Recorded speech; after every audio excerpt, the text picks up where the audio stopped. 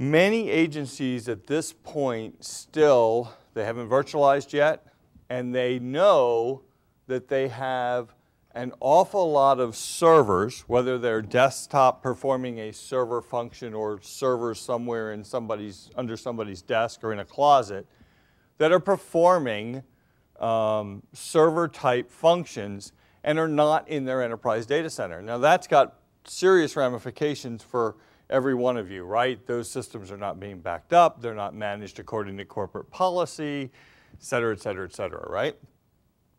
So just getting everything into the enterprise data center is a big chore. And as a matter of fact, I've worked with one agency for almost 2 years just to get everything into their enterprise data center. Agencies do this in a variety of ways, by the way. Some of them take a more authoritarian type approach, and some take a pricing or an approach which tries to enhance you or give you the ability to come into the enterprise data center with more services at a cheaper price than you could on your own.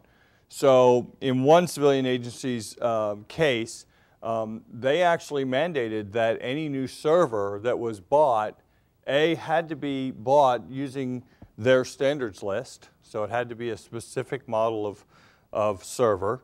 And number two, had to be hosted in one of the 3 enterprise data centers that they currently have. And if you didn't want to do either of those 2 things, the stack of paperwork was enough to discourage people from trying to do that, right? Another agency, as I said, they've got a couple of different hosting models, right? So their hosting model says, bring all of your gear, bring your network, bring your storage, bring your servers, bring your applications, and we'll host it for you. And the level of service that we'll give you is pretty much, well, we'll make sure you're powered on.